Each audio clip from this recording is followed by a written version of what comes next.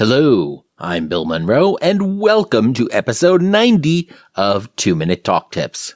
This week's tip comes to us from special guest Donnie Boivin.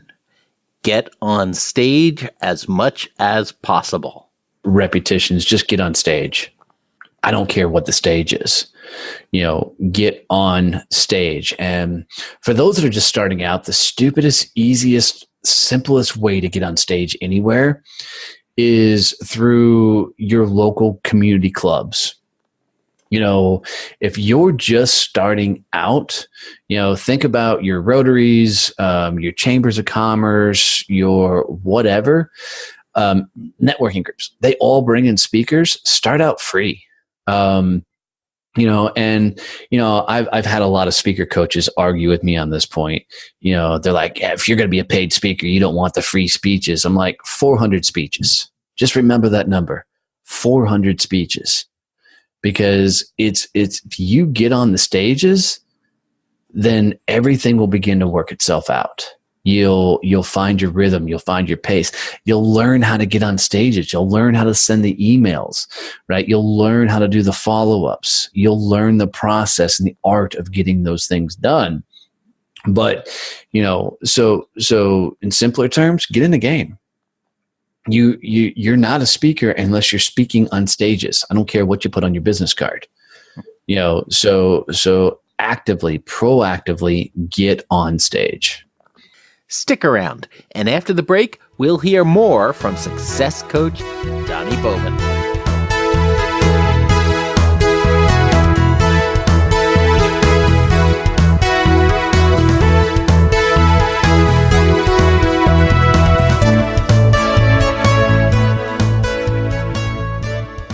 Welcome back. I first met Donnie Boivin through a Facebook group we're both a part of. The conversation we ended up having for this episode covered a huge range of topics, including things like defining success, the power of having a podcast, and how to treat chickens that have birth defects. What really comes through, though, is the intense, joyful energy that Donnie brings to everything that he does. It's a bit of a long episode because every time I thought about cutting something out, that conversation would quickly veer into a new delightful or fascinating area. I think many of the things that Donnie said are going to be sort of bouncing around the back of my skull for quite some time to come. On a slight tangent, Donnie does mention Napoleon Hill's book Think and Grow Rich and how it taught him that there is an entire field of people. There's an entire occupation involved in coaching people to be successful and to learn new skills and to figure out what they can do with their lives, and really sort of inspired a lot of his career direction. It's also a book that I heard come up on the Pure Mind Magic podcast with Victoria Mavis. You may recall we talked with Victoria a few weeks back. And I also heard it mentioned on an episode of the Cliff Ravenscraft show recently, as I was getting caught up on a backlog of episodes. I think there was even another podcast I heard this book come up on. The point of that is that I think this means the universe is telling me that I really should probably go ahead and read Napoleon Hill's book. It's probably about that time. So, off to the library. Or off to the Seattle Public Library website so I can see if I can get the Kindle version on that transmitted directly to the Kindle. But for now, back to Donnie. Donnie Boivin is a former Marine turned sales rep, turned national sales trainer, turned speaker, podcaster, and success coach. He challenges success-minded people and entrepreneurs to tackle their fears and find the success that they know is there. His no-nonsense, jarhead, gentle style inspires people to take action and grow. Combining his talent with those of everyday people who have faced challenges in life, he helps audiences reach their goals. He coaches speakers, entrepreneurs, and more to reach success however it is that they define it. In his podcast, Donnie's Success Champions, he celebrates ordinary people, entrepreneurs, veterans, first responders, business owners, and visionaries that have a story to tell. These champions are pure awesome, plain and simple. So now, let's meet Donnie. So Donnie, welcome to the show. I'm thrilled you're able to join us this week. Man, Bill, thank you for having me on. I've actually really been looking forward to this one. So I think it's going to be a fun ride, fun conversation. And, I always enjoy talking to other podcasters. So this should be a pretty good time. So Donnie, you define yourself as a success coach. What does that mean? It's interesting. It's evolved over time. When I first set it up that was going to be my thing as a success coach, is I thought it was just teaching people how to get out of their own way. And I didn't want to be a life coach. I didn't want to be a business coach. I didn't want to be whatever coach. So I'd never heard of a success coach. So I just kind of gave myself that title. And I really thought it was more aspects of working on the mental game. It's since evolved into helping people have success when it comes to exposure in their life, getting more engagements, and growing their business. And it's really evolved into helping people find success in whatever they're doing. And it's been a lot of fun because I work with clients from all over the world, helping them accomplish some of the things that I've accomplished and helping them, get further than what they've been able to do so far. So some clients I have were working on building out their social strategies and how to get on podcasts and how to get on stages. For some, we're working more on their sales strategies. They're really, really good at getting on stages, really good at speaking. They're not really good from selling from those platforms. And for some people, there is a little bit dealing with their personal head trash and helping them get out of their own way. But it all encompasses how do they go from where they're at to a level of, what they're calling their success. Because I can't define success for anybody. That's something an individual has to do for themselves. But it's helping them put the processes and things in place to go from where they're at to where they want to be. That's great. What I think is really interesting is you touch on a few really cool, really key things in there. The idea that first of all, processes, because processes become so important to making things work. I think when we talk about speaking, a lot of people think that once you get up on stage, you just start talking, but success in that really requires building a process beforehand to get to that. Yeah, I know. I absolutely agree with that. When I'd opened my business, I really thought that, in my local area, I had a very, very strong brand. A lot of people knew me. I had a lot of champions in the marketplace here in Fort Worth, Texas. And when I started my own business, I thought that because of that local brand I had, that everything was just going to open up and explode, and my business was going to be like this phenom, overnight success thing. Well, that didn't happen. And a lot of it, the two biggest things that I realized is, one, I'd been an employee for, my entire career. I'd never really owned a business. So I had an employee mindset. Two, I had no processes, none. So I had to adapt and, one, learn how to be a business owner, and two, put processes and behaviors in place to start becoming a successful business. But for me, it wasn't until I started podcasting that it completely transformed and saved my business and helped me get to the level of success I have now with the top 200 show on iTunes and, the other things that I do, from public speaking all over the world and having fun. Right. And the other thing you said in there that I think is really key too is that you gave yourself the title of success coach. Yeah. And I think once you start defining yourself in a certain way, and you talked about that employee mindset as well in getting past that, is that a lot of it has to do with how are you defining yourself? How are you choosing to see yourself? And how are you choosing to have the world see you? And a lot of that comes from, giving yourself the title or defining yourself in your perception in a certain way. And you have to do that in a way that's going to be valuable to your future success. Yeah, absolutely. When I first got into business, I didn't want to be called an entrepreneur. I actually kind of struggled with the thought of being a business owner. I wanted to just be Donnie. And, without those parameters, and I don't like labels and I don't like titles. And there's a difference between a title and a focus. And I was hung up on the title, so I didn't have the focus. So when I'm talking about being a success coach or being a speaker, being a podcaster, or, whatever else, to your point, giving me a level of focus to know what my next move is, not necessarily the title, if that makes sense.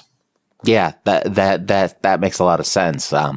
Even as, when I look at what I'm doing with the podcasts, the way I talk about these projects with other folks and the way folks respond to me changed dramatically when I stopped referring to myself as a podcaster and started talking about I'm a podcast producer, encompassing the whole thing. And that really sort of makes it made me feel more like a professional than some guy sitting in his basement, talking about just, the latest sports ball game with a couple of friends.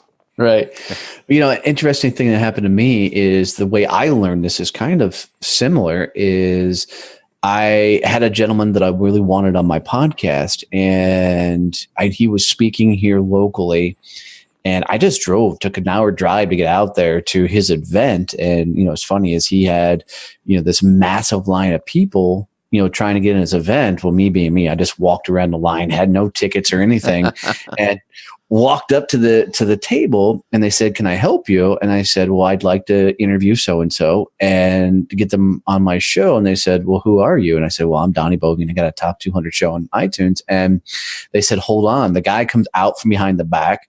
We sit down and we have a conversation, but it's not about getting to that guy. It's the moment I said I'm a podcaster, their attitude completely changed. And they understood that I could bring them value.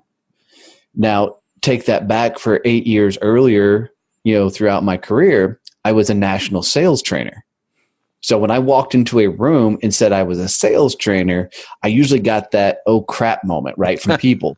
What's this guy going to sell me? I had that exact same title for about 10 years at a previous job. So you get it. But it's amazing. I love the fact that you put producer in the backside of that because it tells a story. And I think, whatever you call yourself is got to help people tell the story you want them to tell about what you do for business. Right, absolutely. And the story you tell about yourself and from the stage and wherever, storytelling is just such an important element of everything that we're doing, from our own personal story, our own personal mythos, to the stories we tell to help people to understand and take action on on the project that we're speaking about. Yeah, it's interesting is I believe your story is your success. And I think that your story has to be a part of whatever you're speaking about. And I don't care what you're speaking on, because if people can't relate to you as a speaker, they'll stop listening.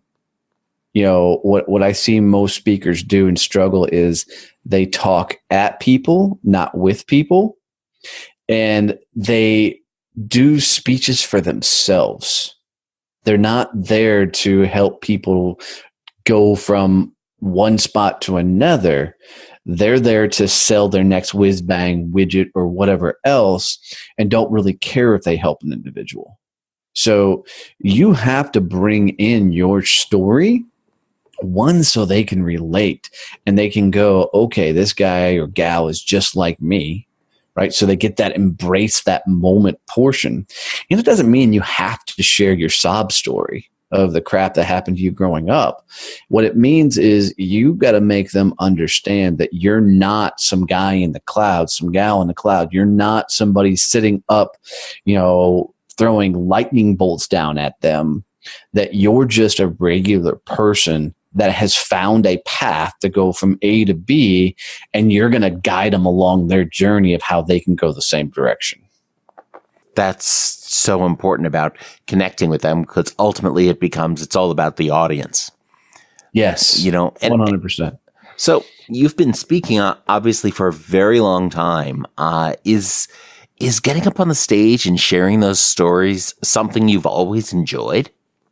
Well, interesting. That's a great question. And seriously, thanks for asking that. I don't often get to tell the origin story. So no, I never wanted to be a speaker.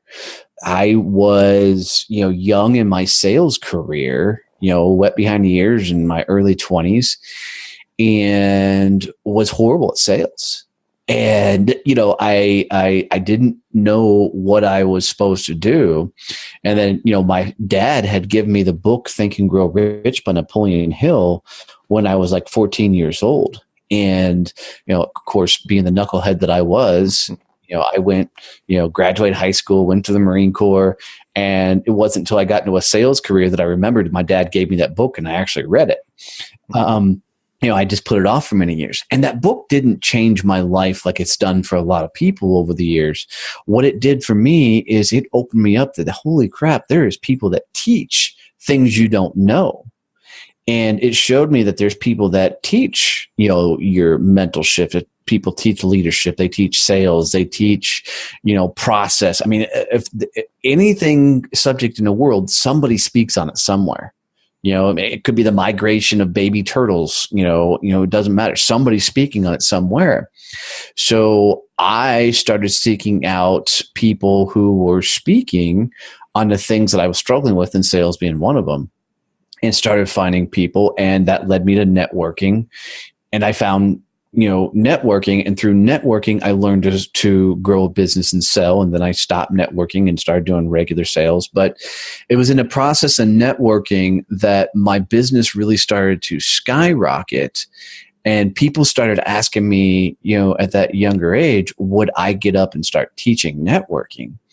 And so I got up on stage and was sharing what I was doing. It wasn't like a keynote speech or anything. I just started sharing what I was doing, and people kept asking me to do it. Well, at that young age, I didn't realize that a lot of that I could have been paid for.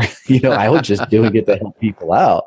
And, so I stopped doing it because it was actually slowing down my revenue for my sales business, because I wasn't focused on growing, at the time I was selling commercial printing. I wasn't focused on, growing commercial printing. I was trying to network more.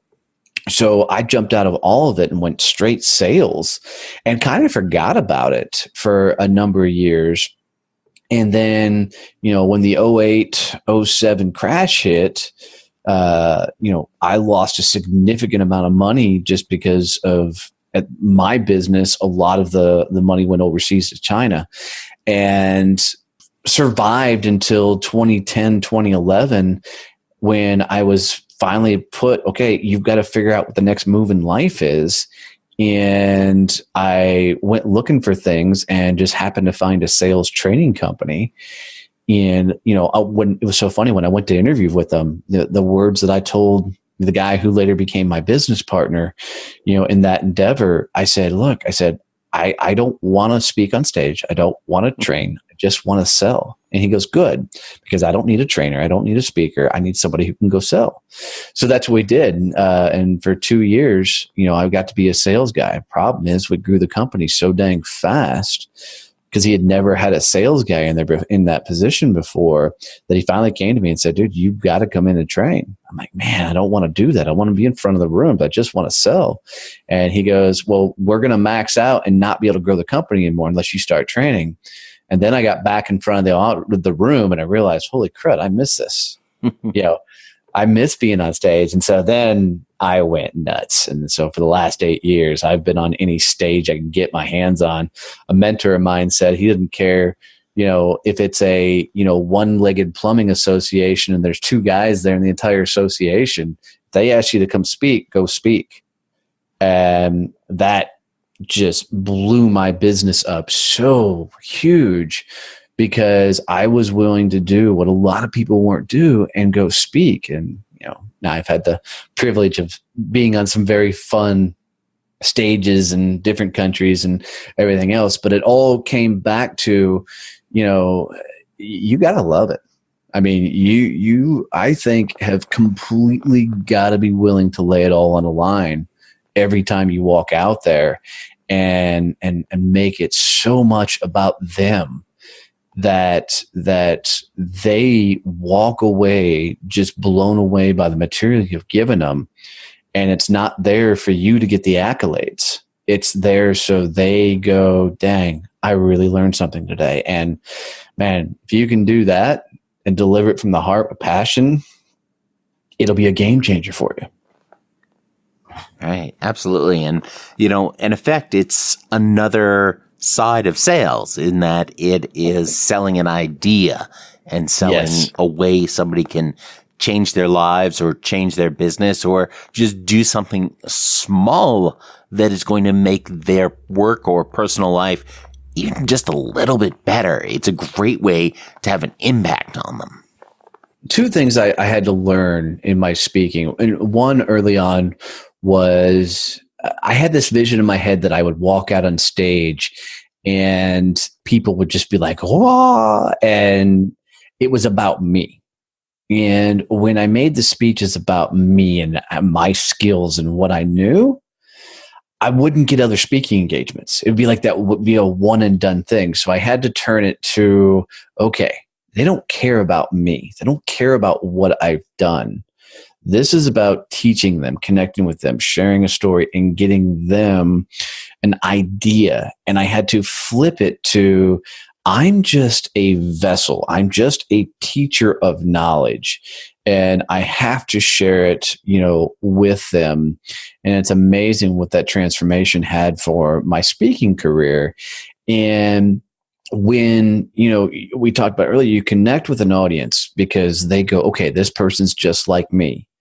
And then you can sell them more easily on the idea of whatever you're speaking from or speaking about. You can sell them on that idea of this is the way they should be looking at it. And I love telling people, if you're in sales, period, you need to get on stage, because most times, you can be a complete idiot and get on stage and people will think you're somebody. And the reason being is because so many people are scared to get up there and speak. What's the joke they always say? The number one fear in the world is public speaking. The number two is death. So the number three is dying by public speaking. Right. So the mere fact that people are willing to get up on stage, in most of the people who sit in the audience minds, it puts them in a different level. And it gives them that's almost guru effect to be able to communicate effectively. But, as fun as that is to speak in front of audiences and change people's lives and impact and all of this, people got to wrap their head around. Being a professional speaker, you better be a damn good salesperson or just don't be a speaker. Because I think I'm really good at telling people I'm in the toughest profession in the world. That started with sales. Then it became sales training, became my new toughest profession in the world. Then it became speaking on sales was a very tough profession.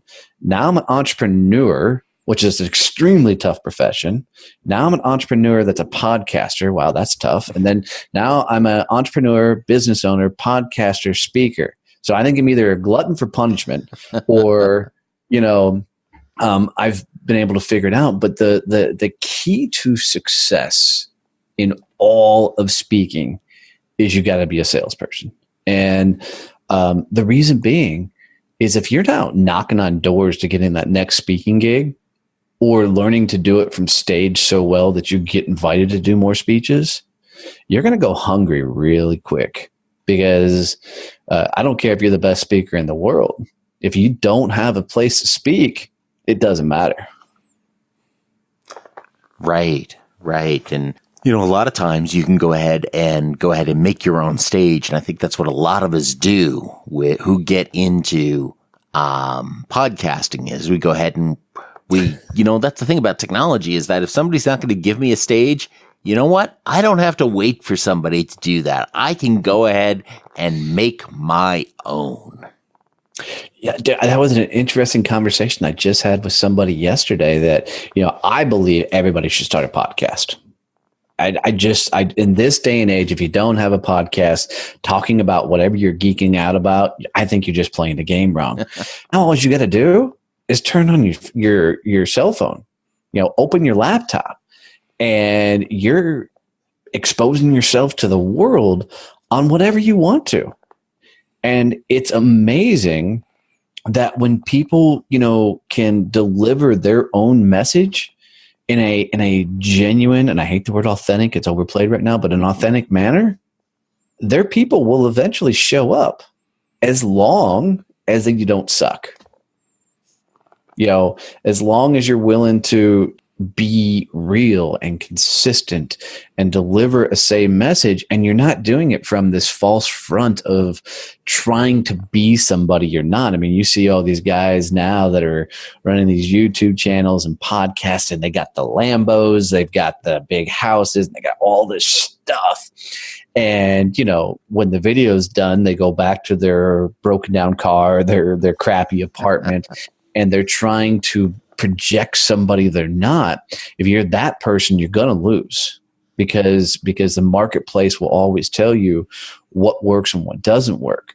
But if you go out and just deliver your authentic message and just tell your real side of things and talk about things you care about, man, watch the world show up and say hello. It's amazing when you can not put on the front and mask, on your own platform. I mean, and podcasting, you can't get much cheaper than that to get your own show, up and running, and talk about whatever the heck you want to talk about. It's a lot of fun. Right. Absolutely. And then in the related spaces, things like Facebook Live and YouTube Live have made it just even so much easier to just get out there and just start putting out content. Get out there and just start talking about stuff that you care about. And when you start doing it in the context of something like a Facebook Live too, you have the option then of easily restricting it to just people that you know. Yeah. And I think the real reward comes when you start talking with folks that you don't personally know and you don't have that personal connection with yet. And that's part of the power of podcasting, but it is so easy to just go ahead and just get started, and you don't have to be perfect. You don't. I've only had one thing go viral-esque in my entire journey of doing all this. And I love telling this story because it's the funniest thing in the world. So I own and live on a small farm here in Texas, and with my wife and I, so on the farm, of course, we got goats and chickens and all kinds of things. Well, we had a batch of baby chickens come in, and one of the chicks could not stand on its own. So like you do, I jumped on Google and I couldn't find an answer for what was wrong with this chick. And so I went to Facebook and I found a group called Chickens. That's the real name of the group. And there was like 90,000 people a part of this group. Some people who are into their chickens are some crazy people. And so I put the post out there that this is what's going on with my chicken. Hundreds of people replied to this, and that's not the post that went viral. Hundreds of people replied to this, and they were giving me ideas. And what I found out is my chick had something called splayed leg that somewhere in the incubation process, it got too hot, right? And so it couldn't stand. So I had to go build a brace out of a small, tiny rubber band and a straw and basically brace its legs together and let its legs form underneath it. Well, flash forward months later, the chick's healthy, loves us to death. I mean, this chicken, when I walk out into the chicken run, will literally jump on my shoulder like a parrot.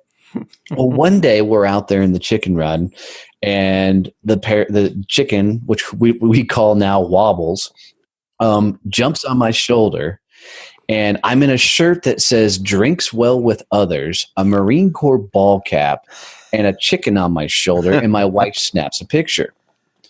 I go back to that chickens group, and I put this post, and this is all I put out there. I put, does anybody else have a parrot? That post got like 9,000 comments on it and people interacting with it. And the reason it went so crazy is people were posting their own pictures of their chickens on their shoulders. And some of these people were weird because their chickens were in their house. It's crap everywhere. So I'm never putting a chicken down. But the point of all that is I picked up 2 speaking engagements and 4 new clients from that post. And what happened was, as I was engaging with all these conversations and all these things, private messages started popping up as we were talking back and forth. And, the question always pops up, well, what do you do for a living? And so the trick was, and I love teaching this, is it goes back to whatever you're passionate about. Is you go to podcasting, speaking, whatever it is. If you go and do things that you really, really geek out on, and we all have something we geek out on, and I don't care what you sell, if you go find the people that you geek out with and get in conversations with them, business happens. It's because you already have some cool connection. So, if you're going to, speak on stage, or you're going to, do a podcast, do it on something you completely geek out on, and then watch your type of people pop in and watch your business flourish and grow.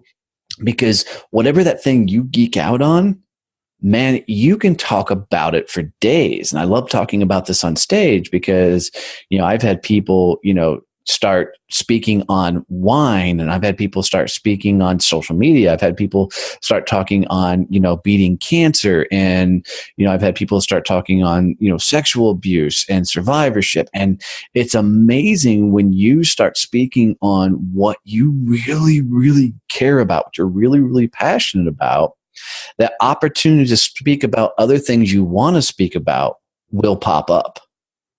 And it's because you're building a following, you're building an audience, you're building a tribe of people that are into the same thing you are, and you'll find a whole level of business success that you didn't know was there, simply because you were able to deliver something you really, really care about. It's really that simple and fun. But it's amazing to me how many people want to go be the next motivational speaker, the next, Gary Vee or Tim Ferriss. You're never going to be those guys. You need to go find what you geek out on and make that your platform, and then have fun with it. Yeah, absolutely. And I mean, even Gary Vee, he got his start by geeking out about wine. Yeah, and talking about that, and building his business and speaking about that. And if you're speaking about things or trying to speak about things you don't care about, geez, there's so much work that gets involved in doing this well. You don't want to spend all that portion of your life talking about something you don't care about. It's going to eat away at your soul, and ultimately you're not going to be effective. Yeah, absolutely. It's interesting, as my speaking journey, business journey, podcasting journey, whatever's gone on, every episode or speaking engagement that I've done where I just told my story has opened up so many more doors than when I've tried to go in and do something,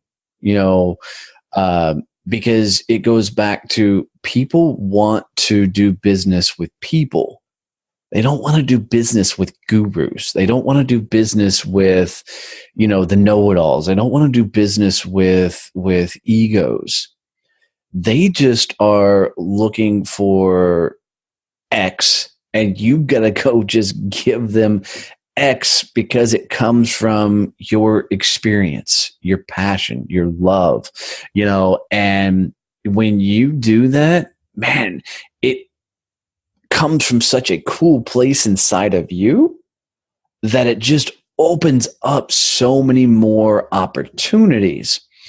Because when you put that mask on, you're trying to be, just like Bill's saying, you're putting so much energy into that it becomes about you and not about them. And that's where you get into trouble, when you make it about you and not about them. And that's where absolutely so much of this public speaking anxiety comes into play. And the fear, it's when you make it about you. Well, and that's where people, you see people fumbling speeches on stage and all that kind of stuff. It's because they not always. I mean, sometimes nerves do get people, right? I still get nervous going on stages, and I've talked in front of some pretty big rooms, but oftentimes when people are stumbling through, a speech, there's the chance that it's because they're not speaking their truths. Right? They're trying to project something they're not. And what I find is when people share their story, there's nothing to remember. They lived it. It's their story. So they're just talking through whatever their story is. And it works the same thing about speaking about whatever you geek out about. I mean, if you're into Renaissance fairs or gaming or whatever, go speak on that. And watch what happens. It's really, really, really cool. I'll never be in a place where I'm speaking on chickens on stage. That's not what I'm into. Yeah, I have a farm, but I always, be on stage talking about success and getting out of your own way. And my favorite thing to tell people is you got to go get punched in the face by life to figure anything out. Because if you're not screwing things up, then you're not trying. And, for me, that's a lot of fun because I can speak every day about the stupid things I did and how I learned things, and when I can share those stories, I mean, I don't have to write down canned speeches. I don't have to, put together these big keynotes and all this stuff. I can just go in rooms and share my story. And it's amazing when I've done that and just walk people through the things that I've done, that, man, it seems like almost every time somebody comes up and goes, "Hey, I really enjoyed this. I have another, event that I've been looking for a speaker for. Would you want to come in and speak at that?" It's when you try and be somebody you're not, that you miss out on those opportunities. And being your authentic self, and regardless of how overplayed the term may be, is what still allows chicken stories to come into play from time to time, even when they are not the core of that. Yeah, I mean, when that chicken story just plays so well for me in audiences because I don't look like the farmer. I don't look, I'm always in blue jeans and a decent, short sleeve button down. So I don't look like I'm in overalls and a cowboy hat and, all that. I look like, more of an urban guy. And, when I get up there and tell the chicken story, I get a lot of laughs at it because it just doesn't fit my personality, but it also makes me human. And it keeps audiences engaged. And I got people now that are like, how's wobbles? What I also think is really instructive about that story is that not only does it touch on the key of, the things you're passionate about that you like working with, it touches on other lessons, the lessons of what you can learn from the broader community, to the lessons of, building a splint for a little chick's leg, about, the importance of sometimes, we just need that support to start out, which opens up so many other things. And, with storytelling being a part of our life, of speaking, what I like to tell other folks is that look at your stories and just collect your stories. Know what your stories are, because in the future, that story may fit into a talk. It may help you land a point. It may help you illustrate something, even in a way that you're not thinking about today. But you got to know your stories. You got to know what you have. Yeah. And two things I love about that, Bill. First is, I had to go find somebody else who knew the answer to fix that chicken. And, there's a huge point in there is you're not an island. Other people have carved the trail. Go find other people who have done it and ask for advice. That's why there's coaches. That's why there's coaches have coaches. Somebody else has already done it. If you're getting into the speaking game and you've not worked with a speaking coach, or you're not working with somebody who's done it, you may have a very tough road ahead of you. You may have a very tough path in front of you. You can shortcut that path so tremendously. And I'm not a speaking coach by any means. But if you find a good one, you can really shortcut that time as long as they've actually found success in it and are teaching what they've been through. There's a lot of coaches out there that teach because they couldn't do it themselves. And I struggle with those type of coaches, but, you got to go find the people that have been through it. That's the second portion is now that I've learned it, and I know how to fix that chicken, now I can teach somebody else, right? So now that I can take the things that I learned because I went through it, got success from it, now I can pass that knowledge on to somebody else. The truth is I have no idea out of that thread of 100 comments who told me how to fix that chicken. To me, that doesn't matter. What's awesome is now I can pass that knowledge on to somebody else. And life works the same way. Is you go through it, you get punched in the face by it because it works or doesn't work, and you figure it out, you move forward. And then you really embrace it when you can teach it to somebody else, and then keep moving forward. It's the ultimate, how do I pay this forward? How do I, take what the knowledge I have and give it to others? And, to me, that sums up speaking as a whole is how can I teach others? When I'm helping somebody in the speaking side of things, it's the process of how do you really become a speaker? It's the understanding that the grind of networking, the grind of reaching out, the day-to-day butt whooping you're going to take, and the rejection you're going to get. And the number of free speeches you're going to have to do before this paid speeches open up, and how you put yourself out there on a ton of different platforms. So you start building a brand. So people eventually start coming to you while you're going completely on offense and going after all them.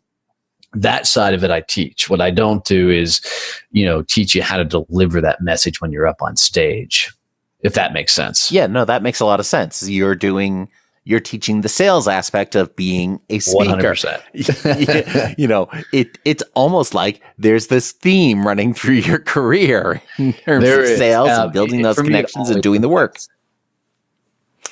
Yeah, always come back to sales. So, what is the and I think that's really important too. The performance aspect is. Of being on stage, yeah, that's absolutely can be important as well. But I've always taught people that 90% of what you do as a speaker, whether you're presenting in a sales meeting, whether you're presenting to your company, whether you're going out and doing it elsewhere, it's all the prep work that happens beforehand. Whether that's how you're crafting your talk, how you're building things, how you're managing your ideas, how you're assembling all that, how you're rehearsing, how you're practicing, and that's. And that becomes so critical. But if you don't have the folks to speak to begin with, none of that is ultimately going to matter. Yeah. I don't know what's true. People say, the number one reason businesses fails is due to lack of sales. I know there's some more truth in that, but now being a business owner, I know there's a lot more than just that. Even though I've been accused or I know I've said from stage that the number one reason business fails is because of sales. I now have new wisdom to know that it's more than that. But there is a lot of truth to that. Is speaking business, running a speaking business, you have to be a salesperson, right? The world is not just going to go, just because you put a name up that says I'm a speaker, they're not just going to show up and say, woohoo, about time, and miraculously speaking engagements are going to appear. Is now the real work begins. And I think there's a lot of responsibility with putting speaker in your title, because now you are saying that, yes, I can stand in front of a room and speak on stage. Yes, I can find the speaking engagement. Yes, I can convince them that I'm the person that needs to be in front of the room. Yes, I can deliver that speech on stage and teach people. And yes, I can get those people to, if I have products or services, to purchase what I'm doing. And yes, I can do it such an amazing way that other people will see that and invite me to speak at their events and engagements. Right. So there is a lot of responsibility in saying you're a speaker. And I would tell most people, especially starting out in speaking, if you're trying to survive off of speaking alone, you're going to go broke really quick. Because you haven't established a reputation, a brand, anything. So, there's a huge portion of diversifying your business when it comes to speaking. I mean, that's why I podcast. That's why I coach. That's why, I still do some training aspects. That's why, I have, courses coming out. I have a content development company. I have a lot of other revenue streams to where I can do the things that I really enjoy, the speaking and podcasting. Those become the tip of my sales and marketing funnel. And those create brand awareness for me, so I can funnel them all into the business side of what I'm doing. And if you're just looking at speaking that you're going to be a speaker, you can do that. I mean, I've got friends that make $3.5 million a year speaking, and that's all they really, really do is go get on stage.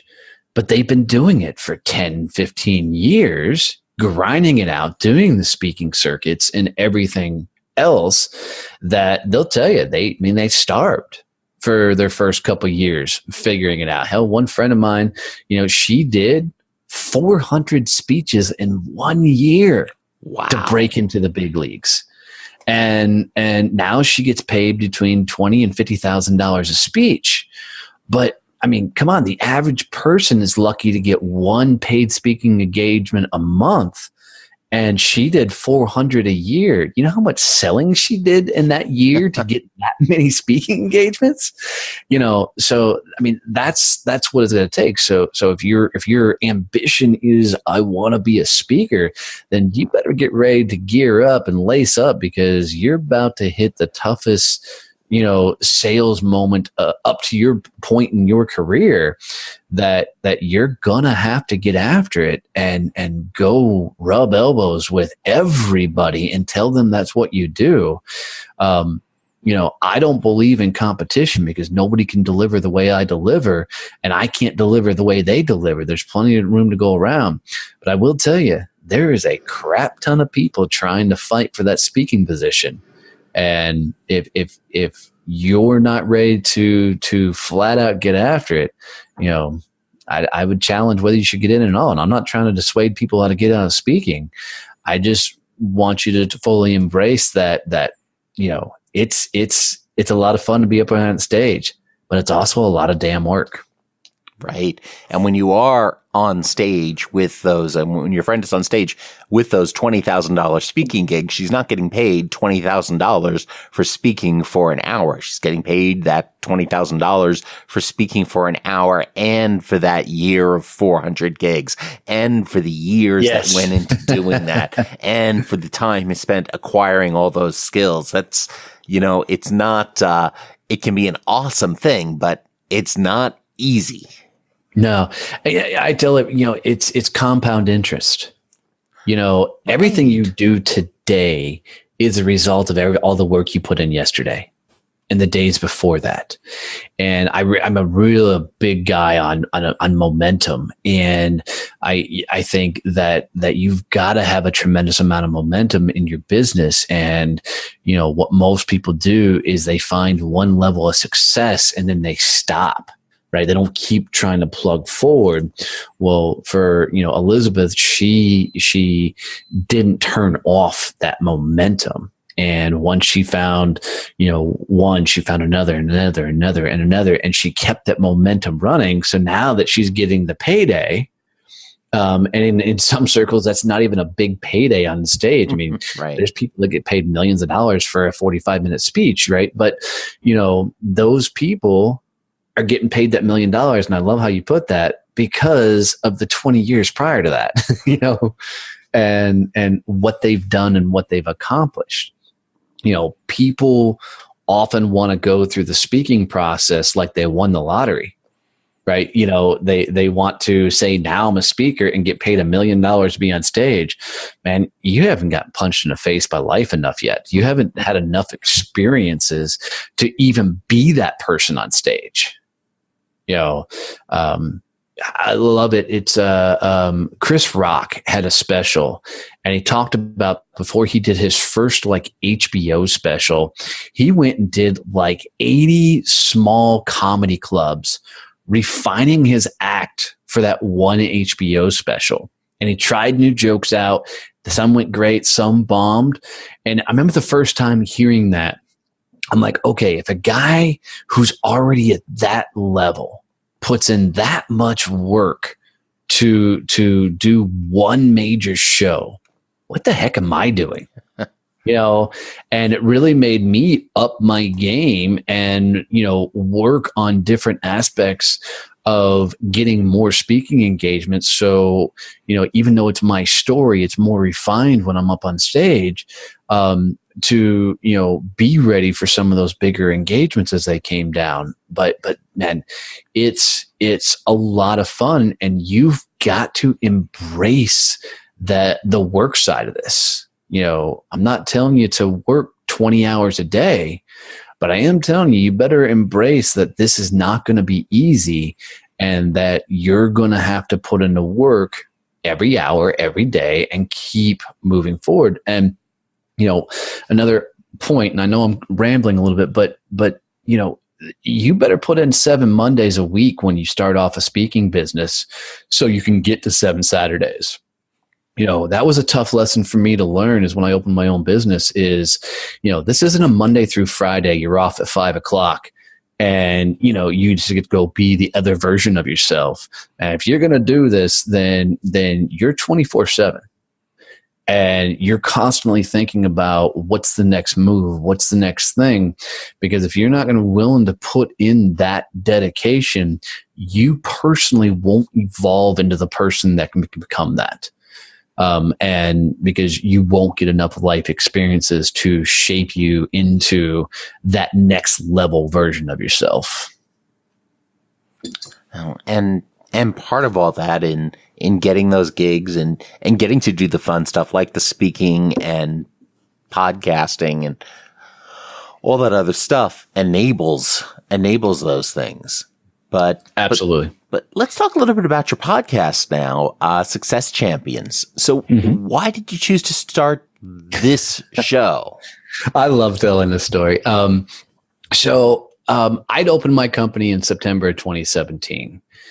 6 months in, I was about ready to shut the doors. I was going to go back and be a sales guy because it just wasn't working. I had no idea how to be a business owner. I had one speaking engagement left. And in my head, I'd already decided that if this one didn't work, that I was hanging it up. I'm done. I was going to go find a job. So I gave the speech. After the speech, somebody in the crowd came up to me and said, hey, I really enjoyed your speech. I'd love to have you come on my podcast. And I said, what's a podcast? And they, walked me through it. It's like, in their words, it's an old time radio show, but it's interview and it's done on the internet. I'm like, oh, all right, I'll do that. Sounds like fun. Sure. I've never done that. So I went on their show and had a blast. And after I got off their show, I got an email from one of their listeners, and that listener became a client. Now I'm a sales guy. And I'm like, wait, you can find clients by going and guesting on podcasts? So I went nuts, and I was on like 67 shows in 30 days. I mean, if you had a podcast, you were getting an email or a phone call from me, and I was just grinding and just got on a ton of shows. Well, I happened to get on one particular show, and I'll never say the guy's name. And before the show, he sent me a list of questions. And I thought, oh, that's cool. Nobody's ever sent me a list of questions. They usually just bring me on and we go. And so I thought this guy was just majorly prepared. And I thought, yes. So I go on his show and we start off and he goes, question 1. Oh. And I respond to question 1. And he goes, question 2. And I respond to question 2. Then he goes, question 3. And I'm starting to realize this dude's just going to keep going. So I, being me, started asking him questions. I'm like, well, tell me your story. And he goes, question 4. And he just kept going down the list. And man, what ran through my head is if this guy can have any sort of success in podcasting, I got to do this. So I started my first show. So the podcast that's seen all the success now is actually my second show. I started my first show. And I did everything you're supposed to. I hired a coach. I got the logo set up, the brand. I got everything in place. And we only launched 7 episodes before I shut the whole thing down, because what I realized is I had no idea what I was doing. I had no vision. I had no trajectory, no anything. And also the podcast coach couldn't keep up with my speed of how many shows I wanted to put out. So I set a major trap for myself that I'm going to figure all this out. So I pulled up YouTube videos and just started devouring information. And I'm like, holy crap, I can do this. So I launched Donnie Success Champions back in May of this year. And man, through a lot of trial and error and figuring everything out, 3 months in, I hit the top 200 in the business category. And then 6 months in, I jumped into the top 200 in iTunes overall. I keep bumping out and bumping in on occasion, just depending on when you look at it, so I mean, my show from time to time sits up there with some of the biggest names in the game: Tony Robbins, Tim Ferriss, Gary Vee, Simon Sinek, and all these guys that have seen all these great accolades. And I'm still figuring things out, but it's all stemmed from because I gave a speech and somebody asked me to come on the show, and for me, I realized that that's a great sales tool. So I've jumped in and haven't looked back. And, what I tell the speakers is, on my show, so I run a daily show. Every Friday, I do my own episode where I talk about my journey or I walk people through a concept. And so I've got, at this point, 40 episodes out there of me teaching something. And I've picked up more speaking engagements from those episodes because people get to hear me, share the trials and tribulations and things that I've been through, or share the concepts, and they've reached out through my podcast and invited me to come speak at different places. So, it goes back to, it's become the top of my funnel for everything that I do. And it's opened up the door for everything that my company does to bring in revenue streams for the business. It's been a fun ride. Well, that's fantastic. I think there's a couple of really key things, really key lessons in there too. I think that especially for newer podcasters, folks who are getting into this type of thing, is that we're sometimes intimidated by people we might like to have as a guest. Just go and ask. If you read a book and you find it really interesting, just go ahead and shoot the author a message. You never know. A lot of folks will say yes to the opportunity to talk about their story, to talk about what they're doing, if you can responsibly provide them a forum in which to do that while delivering value to your own audience. Yeah, what I tell people is, I wish I would have started a podcast years ago. I never realized how much of a networking tool it is. You have something once you're a podcaster that everybody needs. They need exposure. In this day and age, exposure and engagement is huge. And I love using this philosophy of when I tell people they should start a podcast is, let's pretend you're a financial advisor, and everybody doesn't care for financial advisors. And I'm not knocking on them. It's just there's 50 million of them, right? If you're a financial advisor, it's very tough to have a podcast on financial advisement, 401ks and stuff. It's boring content. But let's say you geek out on fly fishing, right? And that's the thing you're into. You can go start a fly fishing podcast. Just talk about fly fishing. And the interesting thing is there's probably some CEOs that you've been trying to get into to sell your financial services to and that you can't get to. Well, now instead of calling up and say, hey, let me talk to you about your 401k or your investment vehicles, you can now call up and say, I've got a fly fishing podcast. I've heard you're into that. Would you, be interested in coming on my show and let's just chat about fly fishing? And you now have created a place where they can get some exposure on your show, come in and talk about something they're passionate about, and you get an hour to connect with somebody that you wouldn't get otherwise. Man, if you're not leveraging that, then you're playing the game wrong. It's just an amazing tool. And oh, by the way, your show can be the main sponsor of your own podcast. Run your own commercials for your financial advisory stuff. But don't talk about it on your show. Go talk about fly fishing. Go talk about motorcycles. Go talk about whatever. And, you can build a really cool business simply by geeking out on your show and using it as a tool. I mean, I know a gal that ran an HR consulting firm that ran a local live success, podcast. And she just interviewed the biggest CEOs in the area, asked them about their success, and the whole show was sponsored by her HR company. So now she had them captive for an hour, giving them and their company some exposure, and they always took her call to sit down and talk about the HR stuff. It's just a brilliant way to do business because you're providing value first before you ever ask for anything. And establishing common ground in the process. 100%. So, which I call equal business faster. Equal business faster. Stature.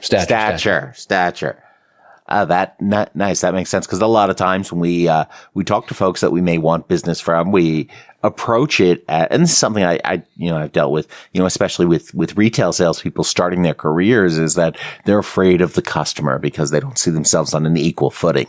And if you can do something that gets you there and just it's all in your own mind and how you perceive it, then that makes a huge difference. Absolutely. So what's the most important lesson that folks can learn about success? Well, one, they have to define it themselves. I think people are more often than not moving through life with either a fantasy or they're being robotic. I think people have visions of grandeur, winning the lottery or being this superstar or something, but they don't actually have a fine-tuned vision of where they're trying to go. So I think, the step one of success is they need to really figure out where the heck they want to go, where they want to end up. I'm not a goal setter. I'm actually against setting goals because I think goals actually demotivate people because they always set them too big. There's guys in the world like guys like Gary Vee that, he's going to buy the New York Jets type thing. That's how Gary Vee is built, right? He can wrap his head around the work it's going to take to put that in, to pull that off. Most of us can't. Most of us can't set those monster goals like that and go. And when we do, it demotivates. I'm talking about myself as well. It demotivates me to set that massive of a goal because I can't actually wrap my head around, what it's going to take to pull that off. So I tell everybody to start setting milestones. But I am a big believer in, having a vision and knowing very specifically where you're going to go with that vision, and with that vision, then you can actually, set achievable milestones to get to that next level. And, I'll just use sales really quick as an example. Let's say I got a salesperson that's, done $10,000 a month in sales. And at the end of the year, they've done $120,000, and we're sitting down and we're looking at their quota, for the next year. And they say, well, I'm going to do $1 million in sales. And my response is always based on what? And I'll encourage them like, okay, you did $10,000 consistently every month last year. Let's see if you can do 11. Let's see if you can do 15. Right? And let's get there as an average, because that incremental growth will teach you so much more than setting something you can't accomplish. So that's kind of step one is to set the vision and then, set the incremental growth in place. The second thing people got to do to find success, I believe, is to go get punched in the face by life. And you got to be willing to take it on the chin. You've got to be willing to do the things that make you uncomfortable. And I promise you, if people will do the things that freak themselves out, the things that come across as intimidating, scary, whatever else, when they step into those things, they'll discover so much about themselves that all of the things that are holding them back will come to the surface. And man, once you know what those things are, now you can start dealing with them.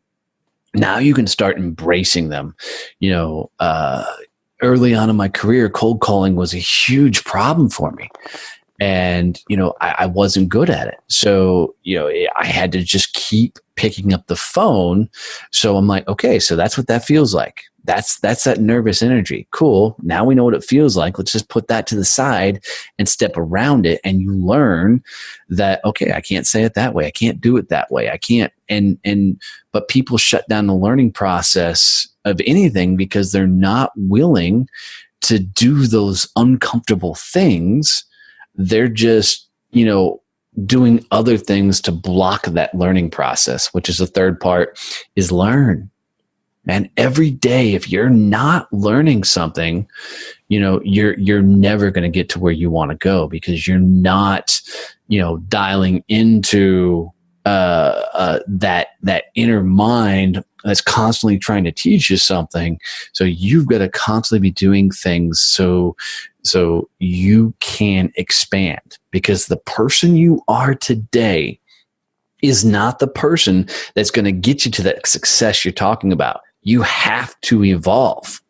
You have to grow. And the only way you can do that is through experiences, period. Because those experiences will bring up everything you need to learn. Awesome. Well, Donnie, this has been absolutely fantastic. If folks want to know more about you and what you're up to, where should they go? Yeah, a couple places. So if they listen to podcasts like this one, which is awesome, Bill, thanks for having me on, is my podcast is Donnie Success Champions. You can find it wherever you listen to podcasts. If you want to find out more about me, it's DonnieBoivin.com. And my last name's jacked up, so I'm going to have Bill put it in all the stuff. And if you are struggling with creating social content, so the one thing that we did is we realized from podcasting that when we do an interview, we've just captured an hour's worth of content with somebody. And we've now put together an entire company that will help people create social content for whatever their business is. So I'll sit down with an individual, we'll record an hour session via Zoom, and then we'll take that hour and we'll turn that into social content for people. So we'll turn it into micro videos, we'll turn it into blog posts, we'll turn it into social graphics, memes, everything else. And you can find more about that at champs.us. Awesome. And all those links will also be available over at 2minutetalktips.com/Donnie. So Donnie, thanks so much. I very much appreciate your time. I think this has been fantastic. I've got a ton of great stuff in this conversation that I think folks are really going to get a lot out of. Awesome, Bill. Thank you so much for having me on the show, man. And I love your genuine approach to podcasting, man. Well done. Awesome. I appreciate that. I hope you found Donnie's energy and enthusiasm as contagious as I did. Be sure to check out his website at donnieboivin.com, DonnieBoivin, to learn more about Donnie and how you can work with him.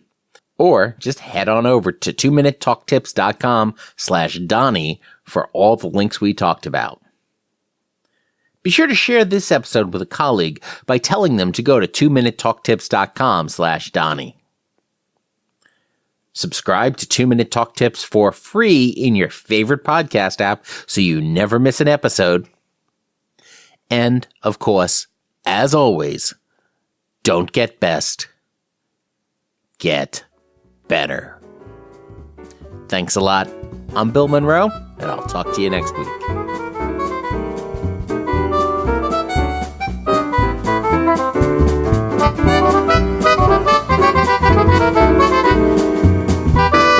Two-Minute Talk Tips is a proud production of the Currently Speaking Podcast Network.